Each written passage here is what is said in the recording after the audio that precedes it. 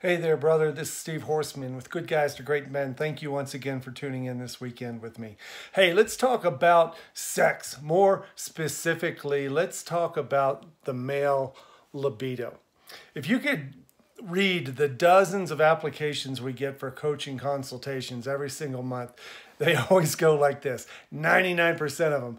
I want to feel more confident in my marriage. I want to stop walking on eggshells. I want to feel more respect and affection and appreciation with my wife. I want her to see me as the man that she used to see me as when we first met. And I want more sex. Now, they always say that at the end because they don't want to start with it. But every single application for coaching has in it, I want more sex. And once we get on the phone calls with guys, we find out they're just like the rest of us.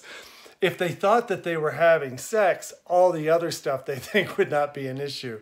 Respect and appreciation, attention, affection, all that stuff. What they really think is that if I could just have more sex, then everything would be okay. And this video is about why that's not true and why that is exactly what is screwing up your life right now. I'm 59 years old. So if you're 24 or 34 or 44 years old and you're still waking up every day with that blue throbbing vein of urgency to have sex, let me tell you, it doesn't get any better. It doesn't get any easier. So this tells you that you're going to have to learn to pace yourself. And you're going to have to learn to think about that libido, that rush of blood and the engorgement and the heat and the passion. And yes, I'm getting crazy right now, but we all know what it's like and none of us talk about it.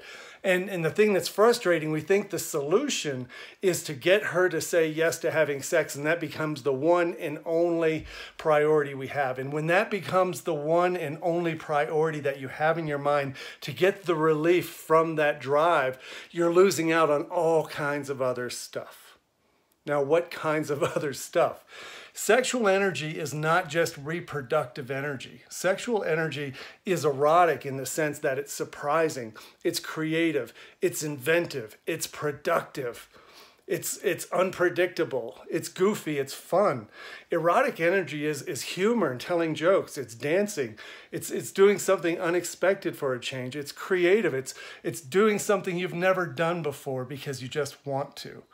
Now, as a 59-year-old, I confess that I have all the same drive that you do, even if you're 24, 34, or 44. One thing I did, you know, the She Shed project, the He Shed, She Shed project I started doing, I said I wanted to put rough sawn wood on the wall. And then I decided, you know, it was one of those days I was all amped up. Let's not just do rough sawn wood. Let's do rough sawn wood in different colors. So we bought these different stains. And so I just started slapping reds and greens and browns up on the wall. And now I have a feature wall. And the She Shed part of this, she wanted to pick this old barnwood that we're going to refinish. Anyway, so this is creative energy. This is inventive energy. It's get her done energy. It's productive energy. So when you're feeling that rush, if we could only have sex and everything would be okay, I'm telling you, you're missing out on getting a lot of other cool stuff done. I'm talking about just a goofy interaction, a playful dance in the kitchen, rolling on the floor with the kids and the dog, or taking on a project, doing something you've never done just to see if you can do it. That is all sexual energy. And if you're 24, 34, or 44 and you have decades of sexual energy in front of you, slow down. Make sure that you're using it for good things other than sitting around wondering when the next time is you're going to have sex.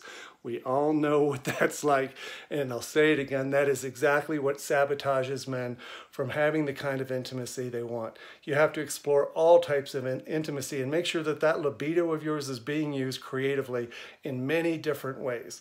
So how are you going to use yours this weekend?